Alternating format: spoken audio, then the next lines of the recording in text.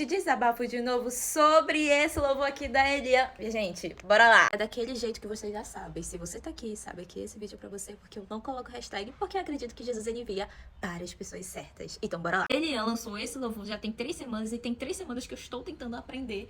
Mas eu fiquei me perguntando, será que as pessoas entendem a história, entendem, sabem do que ela tá falando? Quem são esses 4 leprosos? Pois é, se você não tá com sua espada, então pegue sua espada, porque a gente vai falar hoje sobre quem são esses 4 leprosos. Eu quero que você abra em 2 Reis, capítulo 7, versículo 3, que diz assim: Havia 4 homens com lepra, sentados junto à porta da cidade.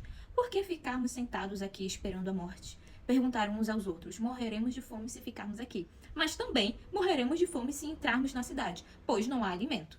Vamos sair e nos render ao exército sírio. Se eles nos deixarem viver, melhor. Mas se nos matarem, de qualquer maneira, teríamos morrido.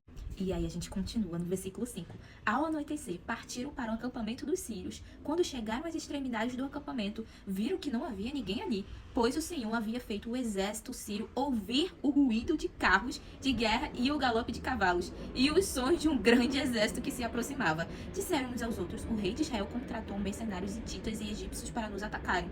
Por isso, fugiram ao anoitecer, abandonando tendas, cavalos, jumentos e tudo mais, e correram para salvar a vida. Gente, babado. Primeiro vamos entender o contexto do que estava acontecendo na época. Israel estava passando por uma fome absurda. E quem estava dominando ali, quem era o malvado da história, digamos assim, era o rei da Síria, que era chamado de Ben-Hadad. E Ben-Hadad, ele era um homem cruel, muito cruel. Só para vocês entenderem o grau de desespero e fome que estava acontecendo em Israel nessa época.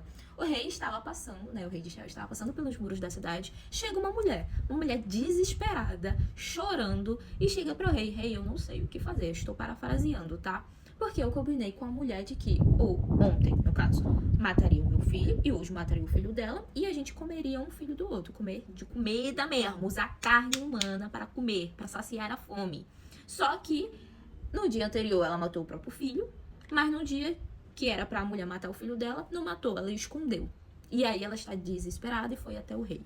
E o rei rasgou suas roupas. Toda vez que você vê na Bíblia, rasgou suas roupas, era um ato assim de...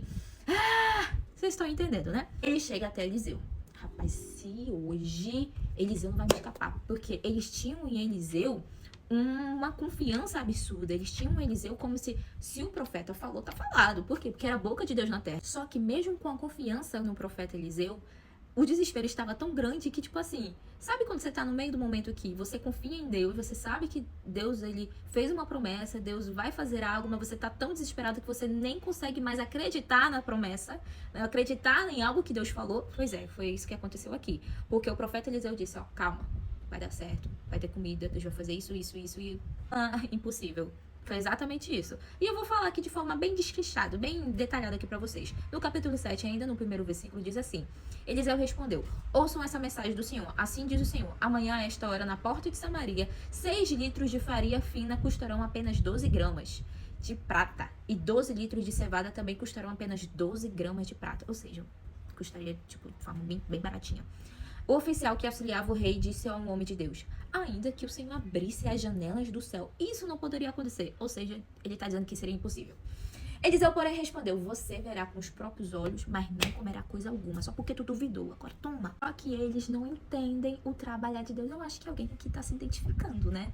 Eles não entendem o trabalhar de Deus. E aqui que entra os 4 leprosos. Os 4 leprosos, eles estavam sentados à porta da cidade. O interessante é que nessa época, toda vez que você for ouvir ou ler porta da cidade, nesse lugar é um lugar onde eram feitas decisões muito importantes. Então, oficiais, pessoas de autoridade estavam nesse lugar. E você vê que 4 leprosos, ou seja, 4 pessoas que na época, quem tinha lepra era uma pessoa excluída. Por quê? Porque ela tinha várias feridas no seu corpo, eram pessoas assim que eram descartadas pela sociedade. E aí, eles estavam à porta da cidade, então passavam oficiais, passavam pessoas importantes, mas não ligavam para eles. Eles eram totalmente improváveis. Mas nessas pessoas improváveis que Deus ele fez transformar um período em Israel de fome. Então aqui você já entende que Deus ele não precisa de pessoas importantes para fazer algo. Deus ele usa pessoas improváveis. E aí que entra o que a gente leu no início. Eles já estavam esperando pela morte e eles tipo, a gente vai morrer de qualquer jeito. Se a gente ficar aqui a gente vai morrer. Se a gente for a gente vai morrer. Então bora. Bora. Então os 4 leprosos foram andando. Só que o que Deus ele fez foi algo muito, assim, muito sobrenatural. os sírios estavam acampados, né? Os soldados estavam acampados, como a gente leu. E eles foram até esse acampamento para ver se ia conseguir alguma coisa. Só que, o que Deus ele fez? Enquanto eles caminhavam, Deus fez que os ouvidos do povo sírio ficassem ouvindo barulho, como se fosse, tipo assim, um enorme exército vindo. E, tipo assim, eles fugiram.